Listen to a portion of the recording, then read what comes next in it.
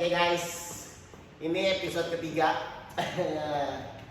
Kemarin kita udah bahas yang namanya IPO, betul ya? Betul. Kita kemarin udah bahas IPO, kita juga udah bahas MSCI, terus lagi kita udah bahas tentang AHA.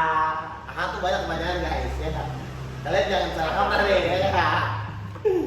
Terus kita juga udah bahas kripto juga lagi turun, ngaruh juga sama saham gitu. Mungkin sekarang hari ini kita untuk episode ketiga ini mungkin karena spesial ya. Karena angka 3 ini angka 3 ya enggak? Ini tuh wah bisa dibilang apa ya? Angka 3 angka 3 ini. Kalau saya suka kok. Udah tahu saya. Udah bawa politik. Jadi angka 3 ini bisa dibilang sangat-sangat religius, ya nggak? Dan yang sekarang tuh kita ingin ngebahas perihal apa nih kira-kira nih, Mas Justin, Mas Bagas dan Bro Andre? Perihal fundamental sih. Fundamental. Sama ada teknikalnya, sama istilah-istilah Yang saham yang ada di saham ya buat orang-orang pemula, ya kan? Nah itu mesti dijelasin lah. Oh jelas. Itu biar orang-orang pemula yang baru ingin terjun ke dunia persahaman ya nggak? Jangan terjun ke dunia usaha. Kalian tuh harus all in ya namanya, all in saham gitu. Biar kalian tahu suatu saat nanti ketika Purbaya ngomong time to buy itu sama kayak Jeremy Popel. Jeremy Popel. Oh iya itu maksudnya. Itu apa itu dia? enggak, belum bikin nasi kuning. Jadi kalian tuh biar tahu ikut berita tentang Kemenku gitu kan. Kemenku tuh apa beritanya. Dan sekarang ini kita ingin ngebahas tentang fundamental. Mungkin mau dimulai dari mana dulu nih, Bro Andre? Nah ini awal-awal mungkin pertanyaannya cukup sederhana untuk awam banget, bawah. Ya. Kayak indikator apa sih yang harus diperhatikan dalam fundamental atau apa? Oke. Kan soalnya di saham ini banyak yang namanya singkatan-singkatan. Singkatan siapa? Jadi malam ini tuh kita lebih bahas ke singkatan-singkatan dalam aplikasi persahaman lebih tepatnya ya. Iya. Ya kan? Karena banyak banget tuh yang TP itu orang nggak ada yang tahu mungkin, maksudnya orang-orang awam belum tentu ada yang tahu kan. CL ya. CL kan kita nggak ada yang tahu. CL. Ya kan maksudnya itu mungkin yang akan kita bahas. CL itu apa, TP itu apa. Yang ini target market kita tuh lebih ke kalangan orang-orang, kita ingin mengajak investasi. Jadi orang-orang yang nggak tahu tuh agar lebih tahu apa itu TP, CL, HK, HAKI, lebih ke gitu sih. Jadi nanti ntar dijelaskan semua panjang lebar oleh Bro Justin dan Bro Bagas tentang singkatannya itu apa. Jadi kita petek-tokan. Bro Bagas yang nanya singkatannya, Bro Justin yang memberitahu kepanjangannya. Jadi seperti itu. Nanti bisa kalian simak baik-baik atau kalian save videonya. Jadi biar kalian tahu juga, kalian pelajari. Atau bisa kalian catat juga kan. Itu sangat bermanfaat gitu kan. Karena emang jadi kita tuh benar-benar ingin mengajak kalian pengen kaya bareng-bareng gitu. Kan gak seru kalau di Indonesia itu emang ekonomi tuh lagi bagus-bagusnya nih. Untuk hari ini IHSG cukup baik banget sih. Itu 8.400 kan? Iya. Oh itu benar. Iya, tapi kan itu di angka 8.400 kan? Iya. Ya, itu belum nyampe beberapa bulan dari 8.200. Dari 7.000 tuh bahkan ya kan, secepat itu. Berarti kan perkembangan ekonomi Indonesia ini nggak lesu ya kan? Bahkan pas Sri Mulyani diganti itu sempat nyentuh 5.900 ya. Iya. 5.900. Iya, sekarang 4.000. 5.000. Gila sih, drastis. Di bawah 6.000, terus 17 Agustus ulang tahun kemerdekaan langsung nyentuh lagi tuh 8.000. 8.000. Ya kan targetnya akhir tahun 9.000. kita doain aja tuh. Amin amin. Capai, amin.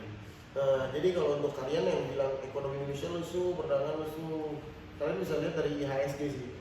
Ya, Cerminan sih. cerminan ekonomi Indonesia, perputaran uangnya itu ya kita lihat di situ. Karena saham itu kan bisa dibilang peresmian perusahaan gitu maksudnya. Jadi Kepercayaan investor kepercayaan terhadap negara. betul apa Kepercayaan investor terhadap negara. kepercayaan investor terhadap negara. Berarti yang investor bukan hanya orang Indonesia ya, Bukan hanya orang Indonesia, orang asing juga. orang asing juga ada gitu. Boleh Bro Bagas mungkin gimana nih kita? Apa singkatan apa yang mau kita mulai dulu? Dari mana dulu? Apa? Oke, gue tanya dulu kali ya. Oke boleh Bro Andri. Gue tanya dulu nih, sebagai orang awam, gue orang awam, gue mau mulai ke saham. Apa aja sih yang harus diperhatikan tuh di saham tuh apa aja tuh?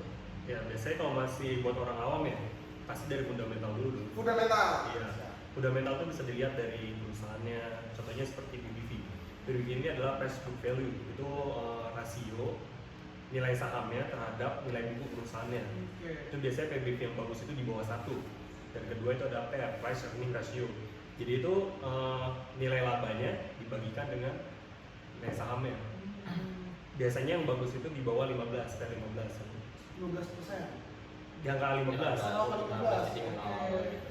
Tapi gue pernah lihat nih kalau lu bilang PBV terus di bawah 1, ada yang perusahaan-perusahaan yang PBV-nya tuh lebih dari 1 dan tapi sahamnya tuh naik terus tuh dia banyak yang beli. Jadi itu game apa tuh, gimana tuh? Kayak itu ya Bro Andri.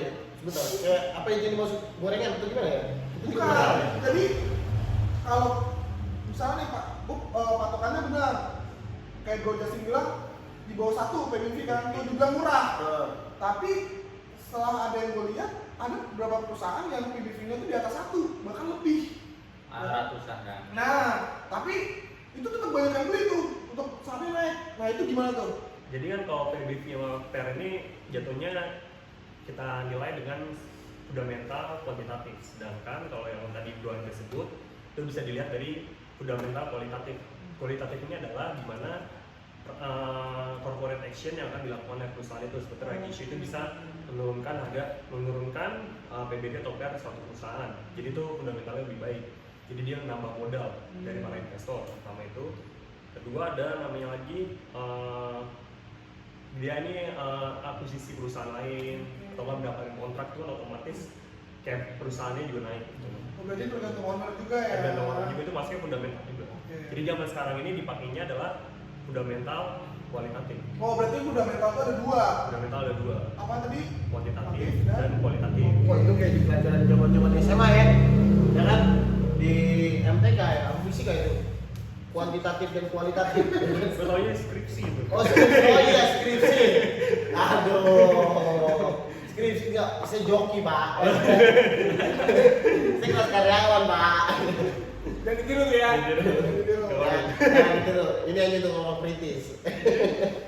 Nah, kan ada tuh orang awam tuh yang kayak dia tuh susah buat ngitungnya. Gimana sih caranya tahu nih kan PBV-nya perusahaan berapa, ROE-nya berapa?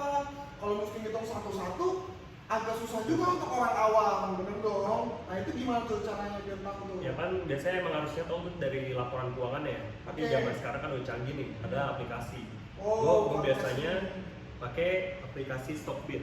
Stok dia. Nah, di sini kita bisa lihat nih dua rekam layar ya nanti kelihatan di video YouTube-nya.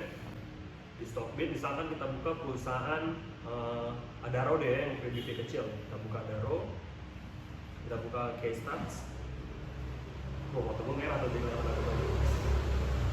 di K-Stats ini nanti kelihatan current price book value nih 0,74. Nah ini dirandakan bahwa price book value-nya ini masih kecil karena di bawah 1. Lalu ada namanya price earning ratio. Di sini di aplikasi juga kelihatan kok semuanya. Nah ini price earning ratio nih 7,07 itu masih di bawah 15, itu murah juga gitu ya. Jadi di semua aplikasi ada ya sebenarnya, apa tergantung aplikasinya aja apa gimana tuh? Di semua aplikasi ada. Ada. Oh, setiap jenis aplikasi ada. Nah kalau istilah-istilah lain nih, kita beralih ke istilah lain kayak misalnya gue pernah dengar tuh kayak HK, Haki itu apa tuh? Bro Bagas mungkin bisa jawab. Gimana Bro Bagas? Hal itu kan kayak Harga kanan. hajar kanan, Hajar kanan. hajar Bahasa. kanan. Oke. Iya, jadi kayak ibaratnya kalau misalnya ada yang bilang HK tuh biasanya karena ada news yang bagus-bagus lah.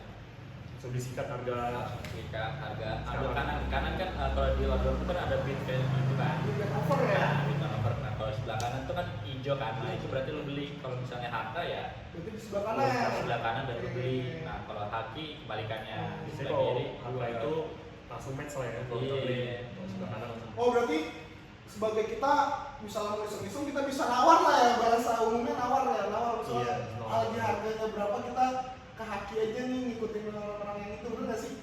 Iya benar, kita bikin antrian di sebelah kiri itu. Oh jadi haki itu hajar kiri bukan artinya jual ya? Aja kiri jual juga. Oh hajar kiri itu ada beberapa arti. Jadi kalau misalkan kita hajar kiri, kita mau jual nih, Ya, itu otomatis langsung match artinya. Oh. Biasanya langsung turun arti kalau banyak yang jualan ya. kalau banyak jualan. Iya. Berarti intinya haki itu pada dasarnya haki itu hajar kiri sell, Sell ya. sell gitu ya, ini sell. Saya kalau lu mau sell di sebelah kanan, itu match-nya agak lama karena lu ngantri dulu. Dan ada ya kalau yang di atas itu baru bisa match. Oh jadi saat kita mau beli, kalau HK itu langsung match, kalau kita mau jual, haki itu langsung match, berarti kebalikannya Iya, kebalikannya gitu. Nah, oh. Contohnya lu kayak dagangnya di pasar nih, Oke. lu mau beli ayam misalkan, Iya. ayam satu ekornya 20.000, lu sebagai penjual kan pengen 20.000, gue sebagai pembeli nawar tuh, Iya, betul. 19.000. Hmm. Nah itu tergantung kesepakatan bisa mau di 19.000 atau 20.000. Oh bisa seperti itu. Jadi haki itu lebih ke HK itu lebih ke buy, haki itu lebih ke sell. Lebih tepatnya seperti itu aja ya. Dan nawar-nawar itu lebih ke ini ya.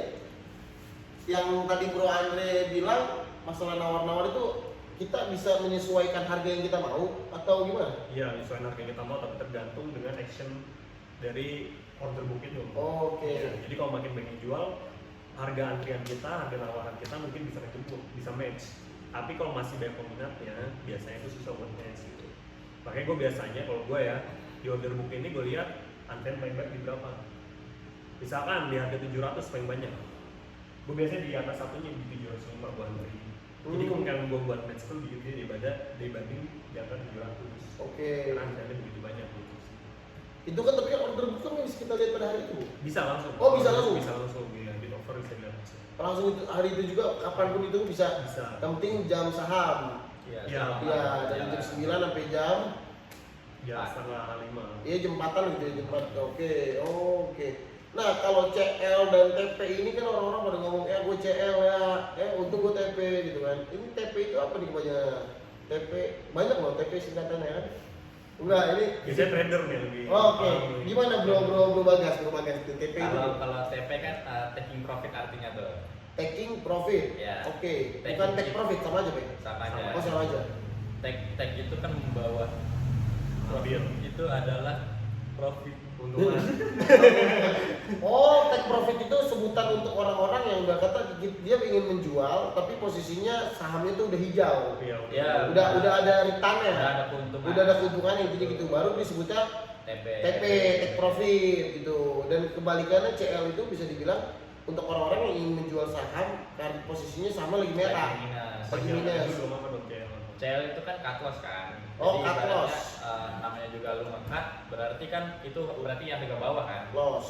Lagi loss juga. Jadi kalau misalnya lu lagi merah, ya cut loss. Cuman kalau lagi TP itu kan pas lagi hijau tuh. Yang dikatain profit.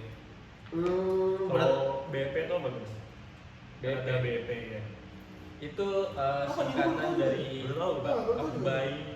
Break even point, kita break Apa even. tuh? Ya, jadi ibaratnya lu udah beli nih harga di harga 1000.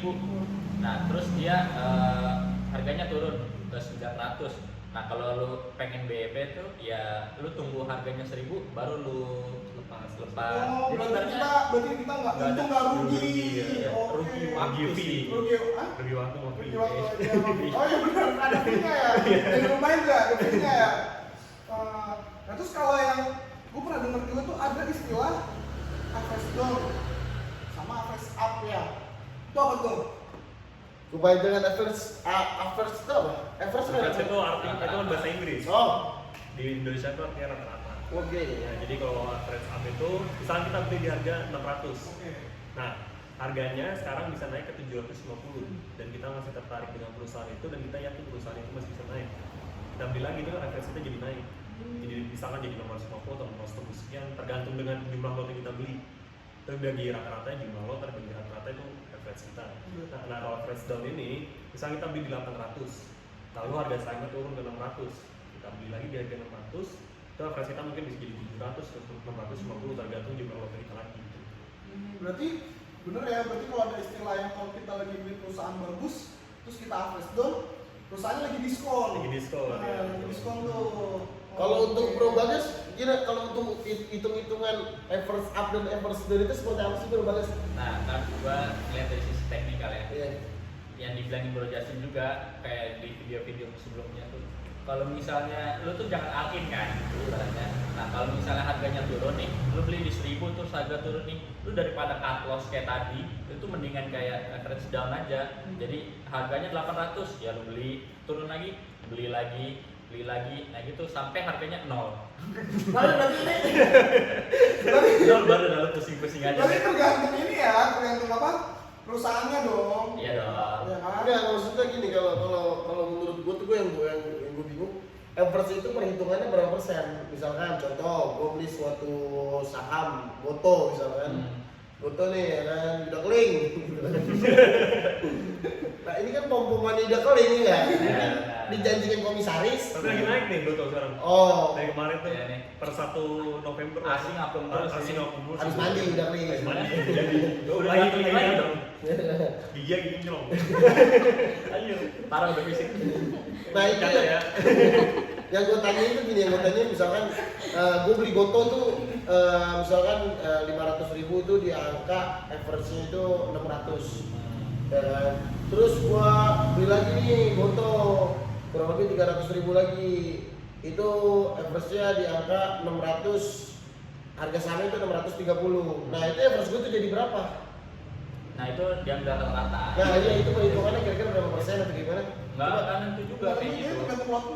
Iya, tergantung lot. Kayak misalnya lu beli 1000 tuh di 10 lot.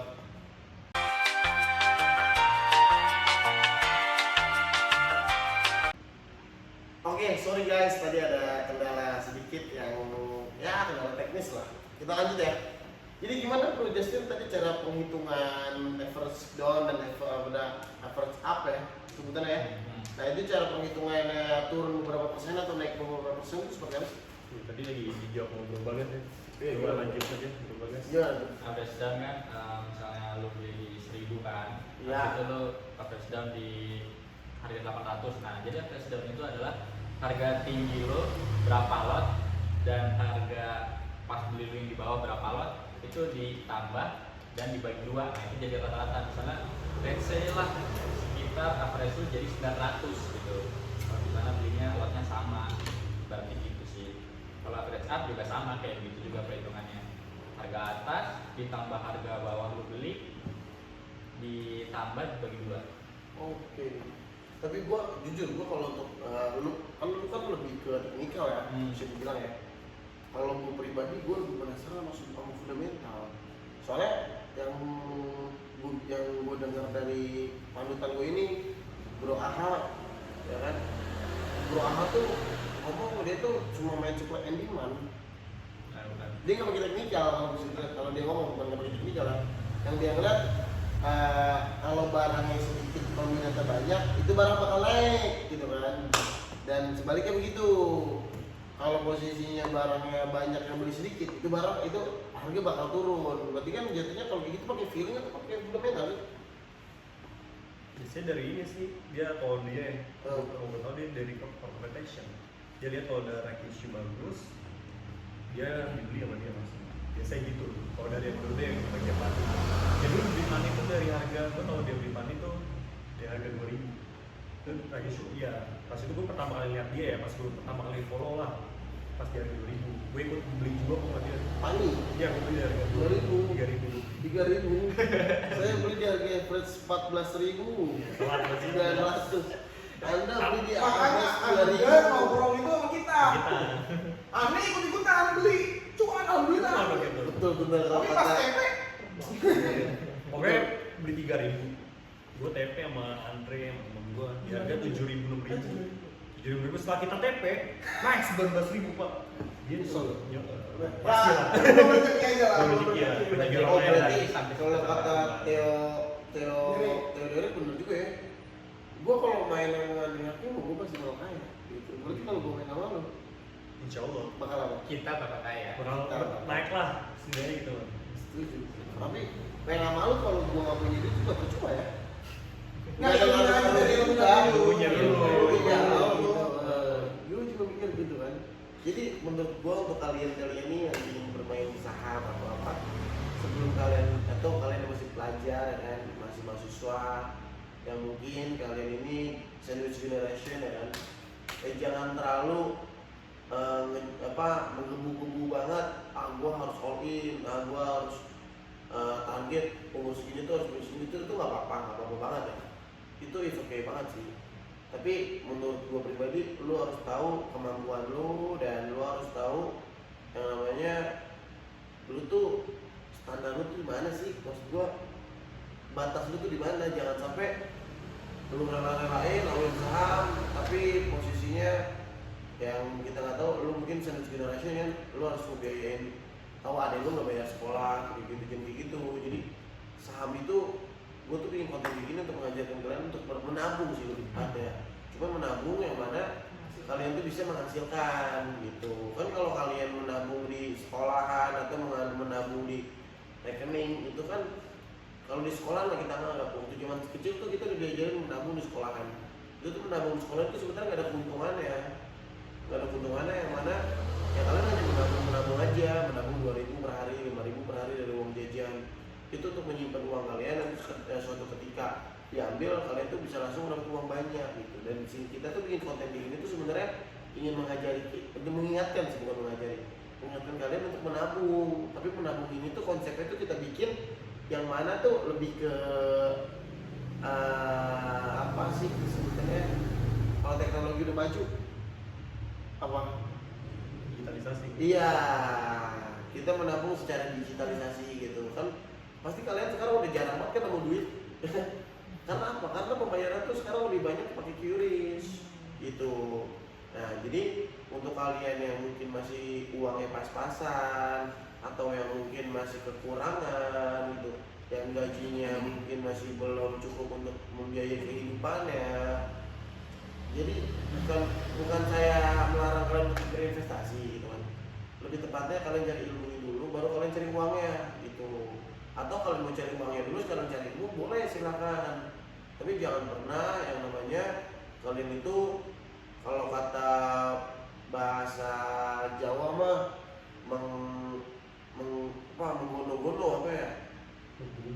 Iya, kayak kalau batu masih Betawi itu kayak menggugu gitu. Gue harus nabung, gue harus meditasi. Iya betul. Tapi intinya jangan terlalu dipaksain. Kalian harus tahu kemampuan itu kalian itu seperti apa gitu. Nah, gue setuju banget sama Bro Sultan. Banyak banget yang bilang tuh kayak influencer ya, kayak lu punya duit 0 sampai 100 juta tuh lu jangan invest dulu. Banyak yang bilang gitu. Ada yang beberapa Cara lu ke 100 juta itu jangan invest dulu, tapi dengan kerja keras. Terus 100 juta ke 1M itu baru mulai bisnis segala macam. Nah, kalau udah punya 1M baru boleh invest. Nah, sebenarnya tuh gua tuh kurang setuju sama yang kayak begitu kan. Mungkin ini banyak bakal ada yang pro kontra segala macam. Cuman itu kan emang kan influencer ya. Duit mereka kan gampang gandainnya gitu. Tapi kalau misalnya gimana sama kayak kita yang sandwich generation gitu, 0 sampai 100 juta susah banget. Betul, setuju, saya sangat setuju. Ibaratnya lu kerja tuh UMR gitu segala macam. Kalau 100 juta lu nggak boleh mulai investasi, itu jadi kayak lama banget kan. Setuju sih. Nah, jadi menurut gua tuh adalah lu nggak apa-apa banget loh mulai invest dari sekarang gitu. Yang penting lu nabung gitu. Daripada lu nabung duitnya kena admin, kenapa nggak lu nabung jadi growth, terdividen. Iya. Jadi nggak apa-apa lu tipis-tipis nih sampai 100 juta lu investasi boleh gitu. Emang bagusnya juga sih lu nyari skill buat kerja gitu. Mungkin itu bisa disambi dua-duanya. Jadi menurut gua kurang setuju nih sama influencer sana yang di bawah 100 juta itu nggak boleh invest.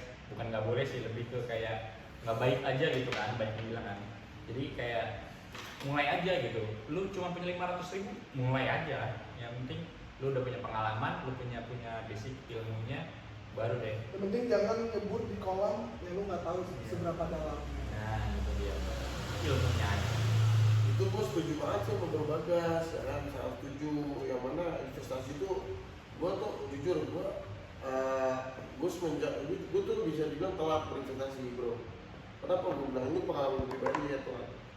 Mungkin kalau gue tahu investasi sejak awal, gue lebih cepat melipat gandakan uang gue. Ya kan? Mungkin kan kalau kata influencer yang mana lu tuh 0 sampai 100 tuh harus kerja dulu, 100 ke 500 tuh lu harus yang namanya bisnis dulu. Nah 500 ke 1M lu baru tuh lipat gandakan lebih gampang gitu kan. Tapi kalau kata Andre Hakim dia lebih gampang melipat gandakan uang 10 juta ke 100 juta dibanding uang 1M ke uang 1M ke 5M berikutnya gitu kan, walaupun uangnya terlalu banyak.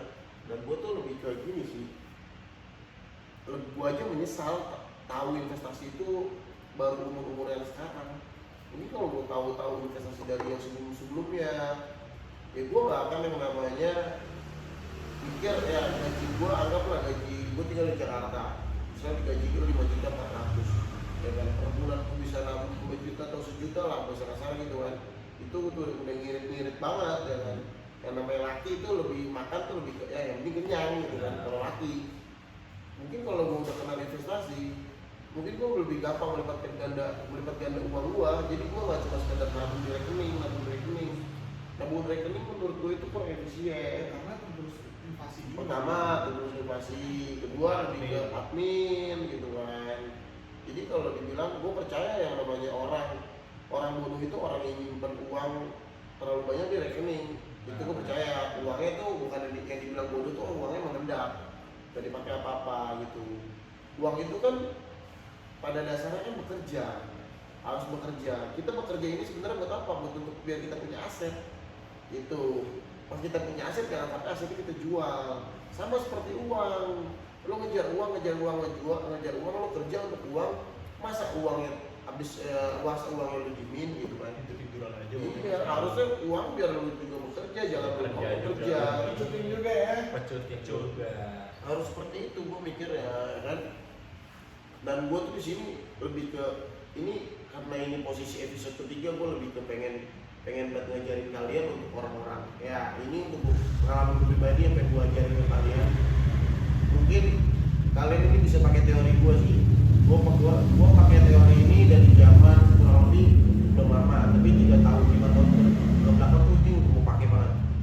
Dimana pada saat itu tuh gaji gue anggaplah gue di UMR Jakarta, gue pada situ kerja anggap gaji gue itu di angka 5 juta, mungkin 5 juta atau 4 juta ke bawah lah. Pada saat itu gaji gue 4 juta 200 tuh kan. Jadi kalau gue tuh lebih ke 1,5 juta itu gue matiin buat diri gue sendiri. Jadi gimana pun caranya gue tuh per hari harus 50.000, cukup nggak cukup harus cukup. Kalau gue pribadi, kita bongkar, kita bedah dulu di 1,5 ya, kita bedah di 1,5 nya 1.500.000 itu gue mati buat diri gue sendiri. Itu gue masukin ke rekening atau gue jadiin uang cash ya kan. Jadi setiap hari tuh gue ngambil uang 50.000 setiap hari ngambil. Walaupun pada hari ini gue posisinya mengeluarkan uang hanya 30.000, hanya uang 30.000 nih contoh. Gue pengeluaran gue itu 30.000, ya 20.000 nya ini ada 2 opsi nih. 20.000 nya bisa lu simpan belakangan, lu simpan, nanti pas udah pergantian hari lu ngambil lagi 50.000. Nah ntar pas 50.000 itu pada suatu saat tuh pasti kebutuhan lu tuh di atas 50.000 tuh, entah ban lu bocor lah ya kan, entah lu ganti oli lah. Nah dipakai lah ini uang yang sisa-sisa inilah yang 20.000, 10.000 dipakai. Jadi mainnya subsidi silang. Pada saat itu gua pakai cara seperti itu. Dan orang-orang tuh selalu mikir gua selalu punya uang. Ternyata orang yang selalu punya uang itu orang yang pintar memanage keuangan, bukan orang yang banyak uang. Disiplin soal uang. Betul, yang disiplin soal uang. Jadi sebanyak apapun uang lo, kalau lo nggak disiplin soal keuangan, menurut gue pribadi, Ya, habis juga. habis juga. Lo anak konglo, lo pewarisnya banyak, tapi lo punya bodoh nggak bisa mengelola keuangan. Menurut gue lo jadi gembel, fix gembel. Oke, kita balik lagi. Jadi gue ngajarin lo untuk orang-orang gaji UMR yang mungkin kurang terus gitu kan, sampai lo rela-relain beli barang pakai pay later lah, pakai kredit lah dan segala macam. Menurutku itu bagus banget. Ada plus minusnya. Plusnya itu di mana? Plusnya itu lu mendapatkan beberapa diskon, ya kan? Lu beli barang pakai kartu kredit, pakai paylater, itu pasti ada diskon-diskon tertentu yang lumayan menggiurkan diskonnya di platform manapun nih, ya kan, menurut gua. Tapi minusnya menurut gua, kita tuh bisa tahu bunga paylater itu jauh lebih besar dibanding bunga yang lainnya. Karena yang gua tahu apapun itu yang uangnya lebih cepat cair itu pasti bunganya sangat tinggi, dan kalian tuh tidak pernah memikirkan hal-hal yang seperti itu. Karena lebih ya udah cicilannya segini gua masih mampu. Kebanyakan orang Indonesia tuh kepatil sama hal-hal yang seperti itu, ya kan? Dan mungkin kurang manage keuangan. Nah, dari 1,5 ini gua matiin sebulan, gimana caranya gua bisa hidup tuh. Orang kerja itu sepahit-pahitnya mungkin dia nggak akan setiap hari keluar 50.000, pasti kurang dari 50.000 atau bahkan bisa lebih dari 50.000, ya kan? Nanti setelah itu kalian simpan segala macam. Nah, masih ada sisanya nih. Anggaplah dari angka 5 juta ya untuk saat ini ya, kita ngomong untuk saat ini. 5 juta itu gaji dipotong 1,5, itu sisa 3,5 nih. 3,5 misalkan. 3,5 ini kalian bisa akumulasi kemana nih? Contohnya, misalkan kalian bisa akumulasi 500.000-nya ke orang tua, misalkan, ya kan? Kita nggak ada yang tahu nih. Mungkin nggak semua orang yang nonton video ini senior generation, ya kan? Nah, dari sisa 3 juta nih, 3 juta untuk apa? Kalian tuh harus tahu dana darurat, investasi, dan yang namanya self reward, ya enggak? Karena kita Gen Z. Self reward itu untuk apa? Untuk mengapresiasi diri kita bahwa kita udah bertahan sampai saat ini. Dengan cara apa? Itu berbeda-beda. Ada yang membeli rokok dengan yang harganya lumayan, kayak Sampurna Mil, ya, itu buat diri dia sendiri. Jadi dia menikmati rokok yang dia hisap, ya udah dia menikmati, dia ngisap Sampurna Mil. Ada yang benar-benar hanya makan enak. Makan enak ini bisa dibilang bukan dilihat dari harga mahal atau murah, tapi bagaimana dia cara menikmati, dia rela menahan-nahan untuk bisa makan hal seperti itu. Jadi dia punya rasa bersyukur ketika dia makan hal-hal yang dia inginkan, dan dia nggak akan merasa bosan. Jadi uang itu ada posnya masing-masing. Sebelum kalian masuk ke investasi, kalian tuh harus tahu ini pos keuangan gitu. Mungkin kalau sekarang lebih canggih ada beberapa banyak aplikasi yang bisa mengatur keuangan seperti itu, ya kan? Kebutuhan rumah berapa, kebutuhan kehidupan berapa, kebutuhan orang tua berapa, gimana caranya. Kalau kata orang Jawa mah hidup mah kudu perih kalau pengen berhasil. Kalau kata orang Jawa, kalau nggak perih itu nggak akan berhasil. Jawa Bukan begitu, ya kan? Iya, kalau kita tuh kudu perih. Jadi kita mengajarkan investasi ke kalian, kita sama kan ya, kita awal-awal kita kerja kan, ya enggak? Beliau Bro Justin kerja di retail, ya kan? Saya kerja di bidang jasa, Bro Bagas di bidang IT, Bro Andre di bidang IT, dan kita semua perintis. Kita nggak ada yang pewaris, ya kan? Kalian mungkin kalau kalian ingin mengenal kita lebih dekat, lebih dalam, kalian bisa kepoin Instagram kita. Itu wah jelas tuh di situ jejak rekamnya. Kalau kita bukan money laundry, ya kan?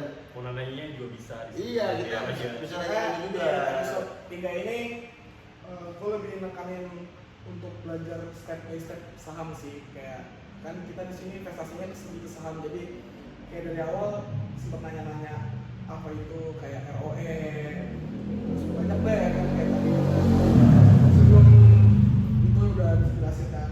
Nah, balik lagi ke topik ya, misalnya kayak ada lagi sih sebenarnya yang pengen gue tanya ini ke Bro Sultan, Bro Justin dan Bro Bagas. Kayak istilah saham tuh kan ada banyak. Nah, ada yang orang tuh bahkan waktu itu gue udah main sampai, jujur gue udah main setahun saham, gue belum tahu istilah ini. ARA itu apa sih? Wah iya. ARA ARB. Oke. ARA itu adalah auto rejection atas. Artinya Jadi kalau harga satu saham berbentuk itu biasanya kalau di IHSG ini 25% tergantung market cap ya. Kalau market cap yang gede itu biasanya 25%, kalau udah naik menyentuh 25% itu bisa naik lagi Lebih itu, harganya, bisa berarti. lebih itu. Sedangkan untuk ARB sama juga mentoknya 25%, dimana nggak bakalan bisa turun lebih bawah dari 25% itu. Itu arah tuh. Itu ARB. Oh itu ARB. ARB apa banyak tuh? Auto rejection bawah. Auto rejection bawah. Autonya Inggris, rejectionnya Inggris, Bawah. bawahnya Indonesia. Iya, Ya. bener. Jadi gimana nih? Biasa bro Jaksel. Oh oke. Selang-seling gitu ya. Iya. Kalau untuk Gue mau ngejelasin nih kalau misalnya kayak ARA ARB, kalau misalnya ARA tuh lu nggak bakal bisa nggak bakal bisa ngebeli gitu. Kayak misalnya ada di satu harga pasar ayam 20.000 harganya, harga tertingginya itu 30.000 gitu. Nah si penjual itu tuh dia pengen jual di harga 30.000, 31.000 gitu kan. Nah sementara banyak banget yang antri 31.000, cuman si pedagangnya ini nggak mau jual gitu loh.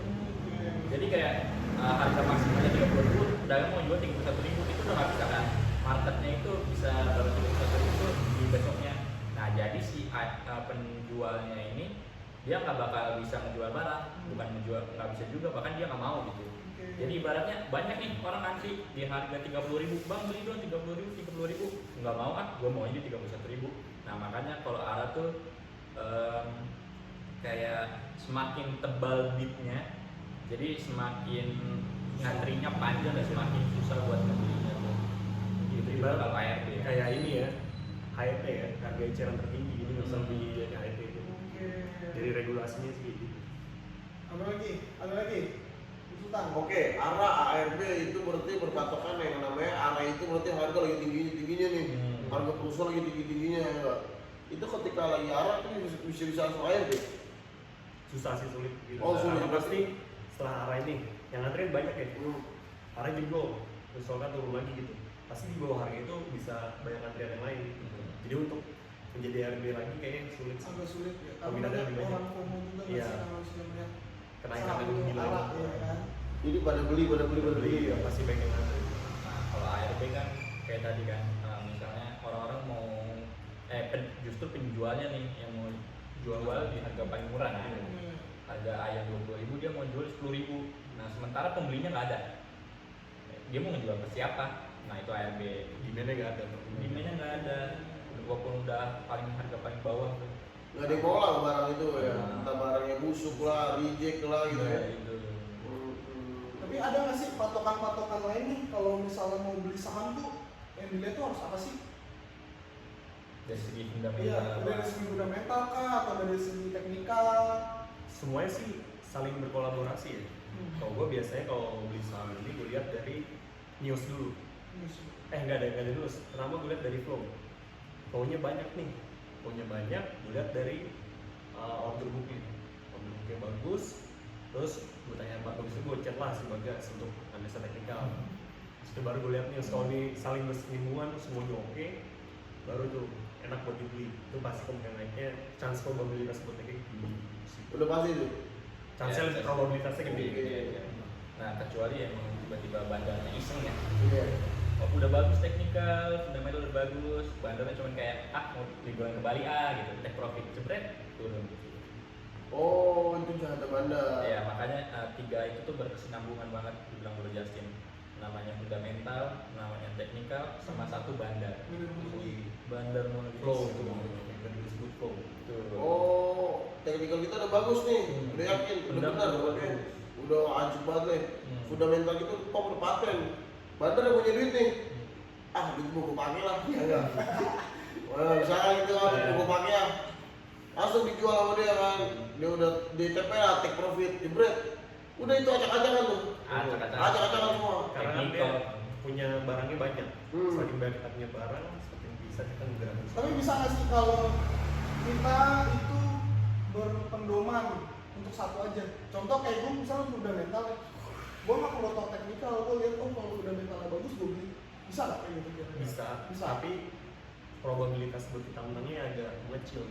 Yang bagus ya digabungin tadi yang keempat itu. Ya cuman kan kalau kayak kita ini kan punya teman, contoh kalau mau fundamental gue lihat dari ke lu nih, gue Justin.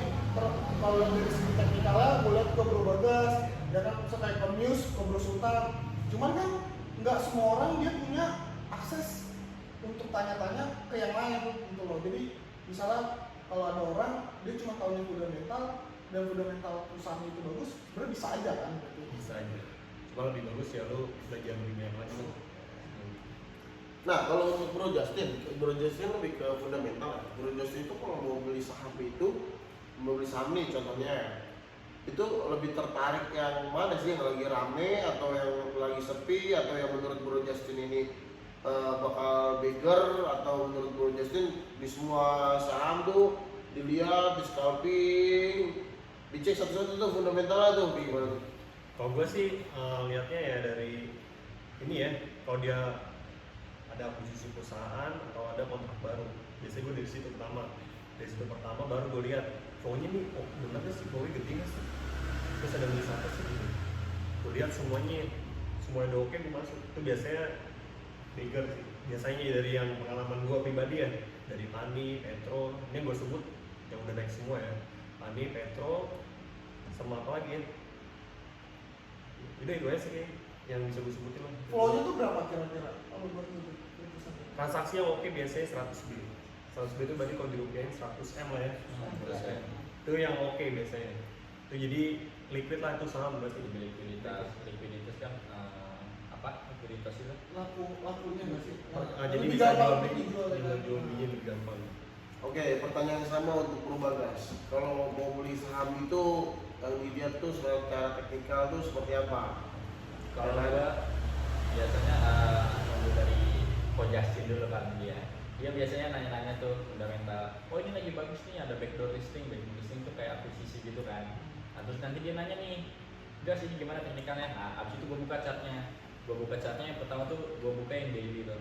Yang pertama gua cek itu support sama resisten, itu paling gampang tuh. Jadi support itu ya harga di atas, resisten harga bawah gitu. Ibaratnya yang gue cek pertama ya kayak gitu. Kalau misalnya ngelewatin garis support bakal gimana, ngelewatin garis resisten bakal gimana. Nah terus gue lihat lagi chartnya itu lebih ke 1 jam, yang lebih kecil, lebih pendek. Dari situ gue memutuskan buat ngeliat kalau 1 jam itu tuh dia lebih ke kapan lu harus masuk gitu kan. Nah di situ kalau misalnya gue dari chart udah bagus, kan banyak kan basic-basicnya tuh chart pattern kayak gimana, head and shoulder segala macem. Kalau misalnya udah bagus, gue lihat closingan di hari itu. Ntar gue di situ baru ngomong lagi sama Justin, proximnya gimana nih? Nah itu baru kita ngomongin tentang darmologinya. Misalnya udah bagus baru besok. Oh berarti saham itu bukan hanya sekedar buy and sell ya? Ada beberapa analisis yang menurut kita pribadi ya kan. Setiap orang kan pasti analisisnya beda-beda kan. Gitu. Makanya walaupun orang sejago apapun kadang bisa nyangkut ya. Benar. Iya kan, kadang nggak sesuai karena teknikal udah oke, fundamental udah oke, badan yang kurang oke, ya kan seperti itu. Dan kalau gue pribadi gue lebih penasaran ke ini sih, yang menurut gue nih, kira-kira di main persahaman ini tuh ada rulesnya nggak sih? Ada, oke. Apa dia pakai rules lu punya uang, lu punya kuasa, atau ada rulesnya kayak oke, lu punya duit, tapi tuh lu nggak boleh ngelakuin ini nih, gitu. Kalau lu ngelakuin ini tuh, lu ada pelanggarannya atau lu kena sanksi sosial atau apa gitu. Ya etika saham kan. Iya, misalkan kayak gitu. Kira-kira tuh ada nggak sih kalau gitu? Dari Bro Justin? Gue mungkin psikologi dari dulu. Mental kita jangan mau pendek itu mempengaruhi daya tahan kita juga gitu. Jadi kalau kita pengen cuan terus, cuan jangka pendek, cuan ini, kita nggak bakal sabar buat jual.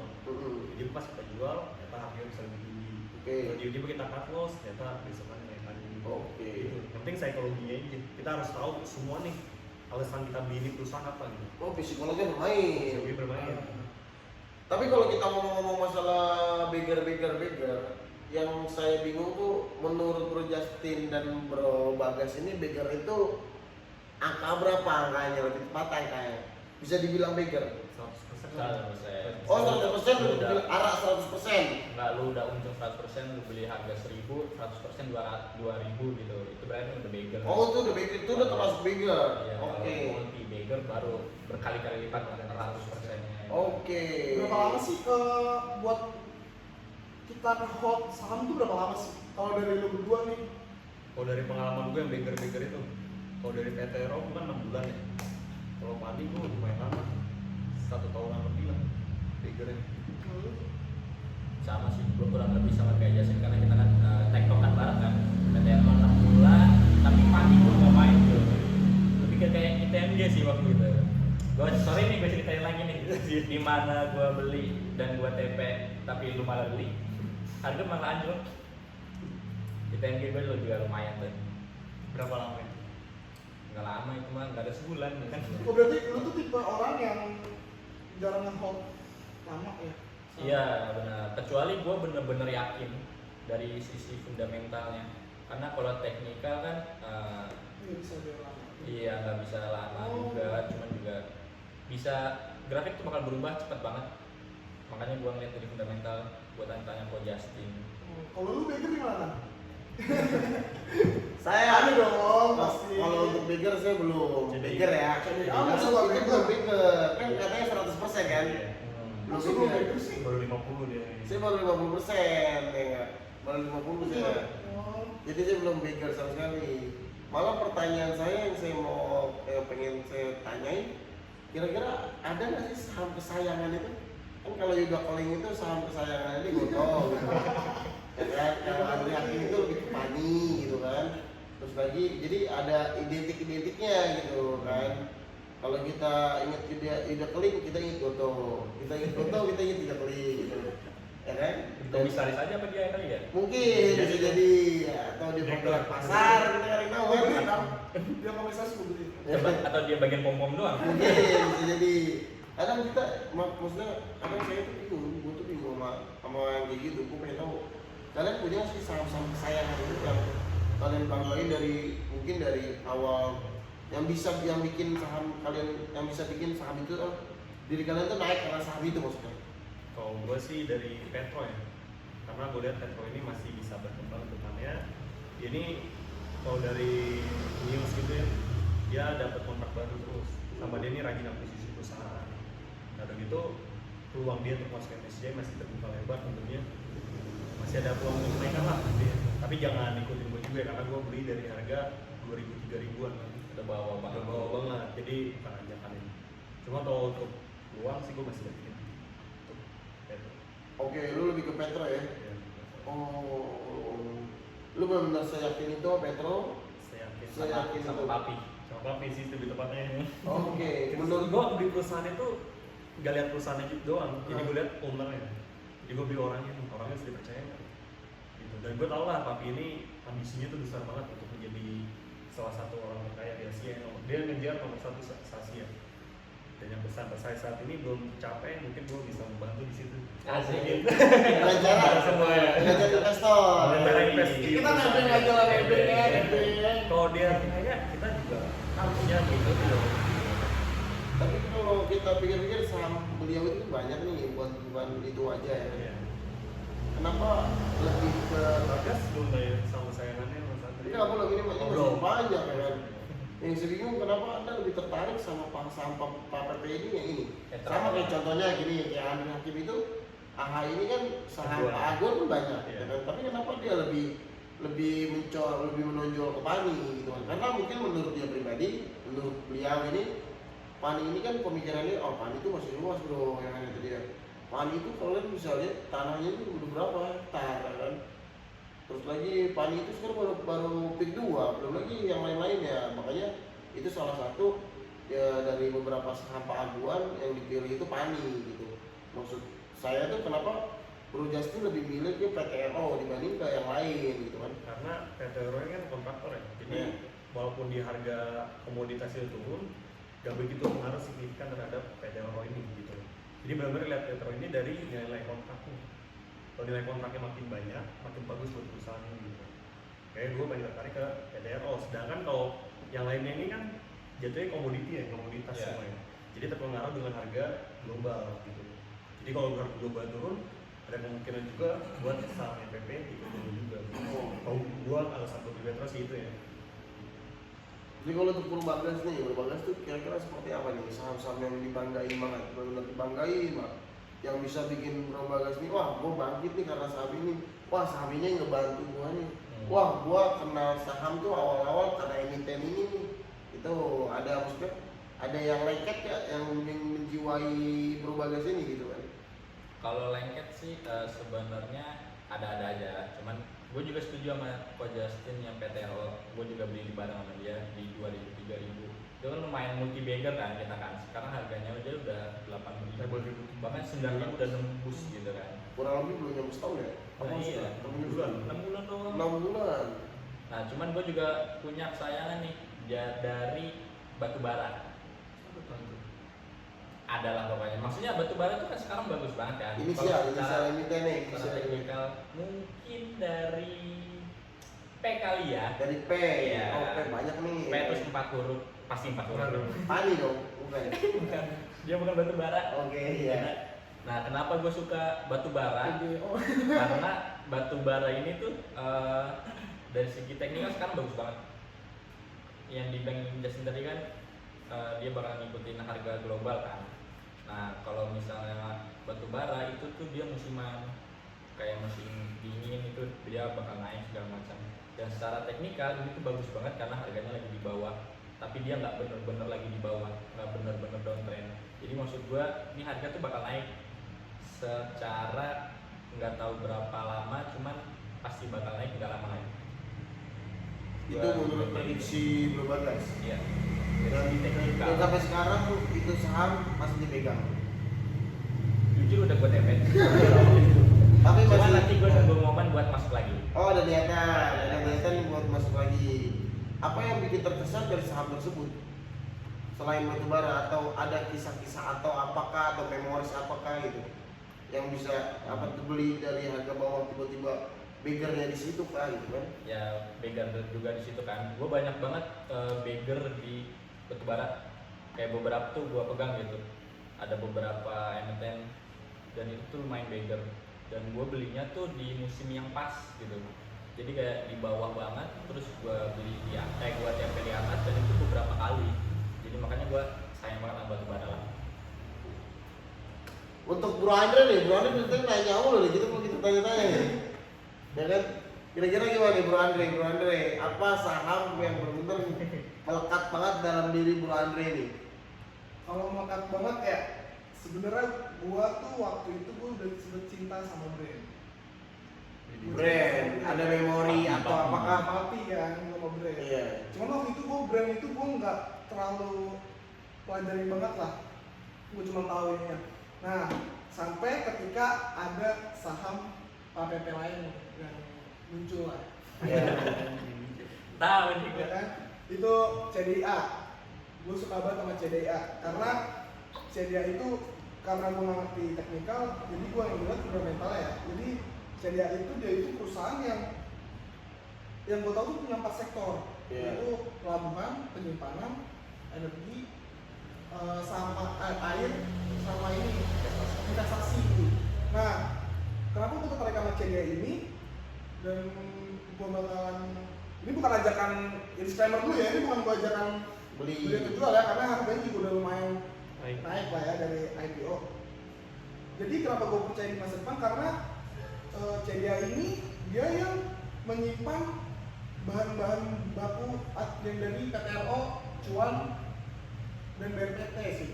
Nah, jadi dia tanpa harus mencari konsumen lain, dia udah punya konsumennya yang di lingkungannya dia. Oh iya, jadi uangnya buat terus aja. Ya, jadi kalau ini menurut pandangan gue ya, jadi kalau misalnya kayak saham PTRO, cuan gitu naik, Jadi dia ngikutin. nah jadi mengikuti tuh, makanya Pasti itu ya. ya, makanya kenapa gue sayang banget sama di saham, karena ini salah satu saham yang hampir jadi multi bagger saham gue lah, ya kan? Udah multi baker dong. Udah multi bagger. Dari IPO. Iya, ini IPO gue masih ya beli nggak sih? Gue masih megang lah gue barangnya gitu ya. Nah, gue cinta banget sama intinya saham PP sih, ya kan? Makanya gue cinta banget sama CDI dan gue percaya jangka panjang dan menurut gue di masa yang akan datang Pak PP bakal targetin CDI masuk MSCI sih menurut gue. Amin amin. Amin aja. Kenapa Bro Andre tuh seyakin itu? Alasannya? Atau apa yang Bro Andre lihat dari CDI? Ya karena dia tanpa mencari konsumen lain dia sudah ada, jadi lingkungannya sudah ada, oke, komunitasnya sudah ada dia. Nah, misalnya, cuman kan yang kita lihat nih kayak Bro Justin kan sekarang PTN tuh udah naik tinggi kan. Nah di situ gue melihat otomatis PTN kalau sudah menghasilkan itunya dia, kinerja dia apa sih namanya bahasanya, bahan bakunya ya apa sih? Iya benar. Jadi kan kinerja makin Iya, bagus. kinerja. Nah, itu kan yang gue lihat dia akan menyimpannya itu kan di CDIA kan.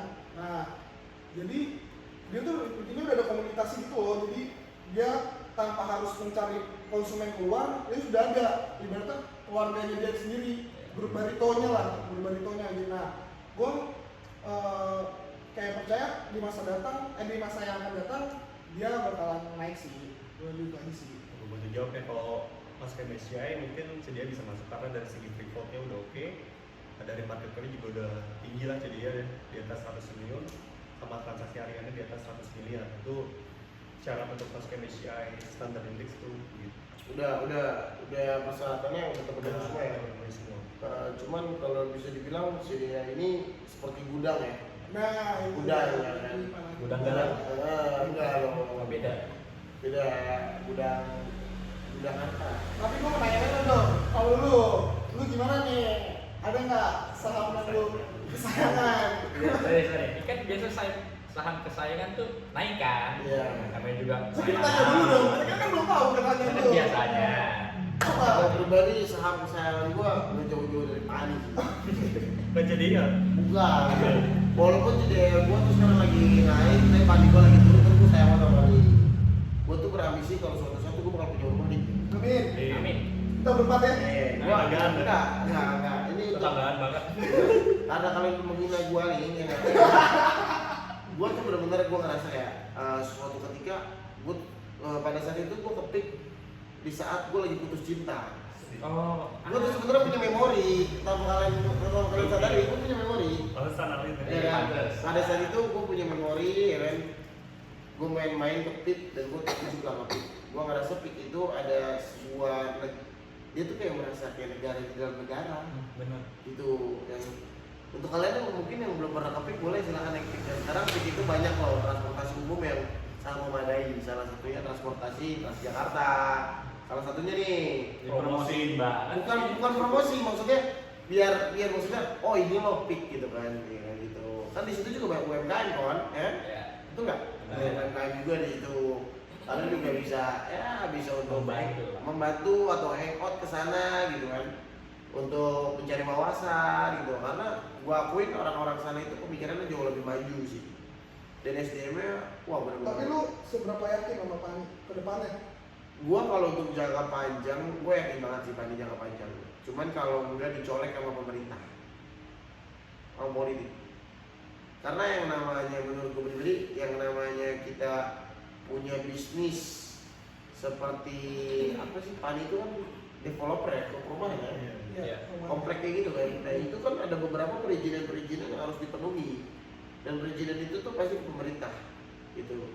Dan kalau pemerintah mempermudah, nggak usah mempermudah deh, menyetujui dengan tanpa embel-embel, mungkin menurut gua Pani ini lebih cepat berkembangnya sih, lebih cepat naiknya, dan PIK ini lebih cepat majunya gitu. Karena yang gua lihat di Jakarta Utara itu rata-rata klaster itu manjir, PIK doang enggak ya? PIK enggak, Gila. Keren. gitu. Oke, mungkin ya itu aja sih yang gua bahas ya, terlalu dalam juga, nah kan. Terlalu lama juga ya. Dan untuk malam ini mungkin kita nggak ada quotes, kita juga nggak ada kata-kata, ya kan, karena posisi kita lagi lelah-lelahnya, Cuman lesu-lesunya. kalau lu yang nonton ngerasa kayak boring, lu pengen apa, lu boleh saran sih nanti di komen ya. Kita Iya. mau ngapain lagi gitu loh. Biar energi kita tambah lagi sih, intinya ya capek itu hanya ilusi, ngantuk itu hanya halusinasi. Jangan pernah kalian untuk berimajinasi, ya kan? Semudah nih. Oke, terima kasih. Cukup sekian dari saya, dari kalian semua ya. Cukup sekian dari kami semua. Oke, bila ada kata-kata yang salah, mohon dimaafkan. Betul? Tuh. So, bila ada sumur di ladang, Disclaimer dulu. disclaimer. Untuk saham-saham yang kita sebutin tadi itu bukan rekomendasi beli atau jual. Iya. Hanya saham Itu kesini aja. terserah lo punya duit lo beli, nggak punya duit lo liatin aja, oke? Gitu aja, oke. Oke, Oke, sebelumnya terima kasih banyak karena kalian sudah mendengarkan cerita kami, mendengarkan podcast kami, dan jangan lupa like, share, and comment, and subscribe. Oke, dan paling penting, bila ada sumur di ladang, izinkanlah saya menumpang mandi. Bila ada umur panjang, maka kita akan bertemu kembali. Wabillahi taufiq wal hidayah. Terima kasih, selamat malam. Capek.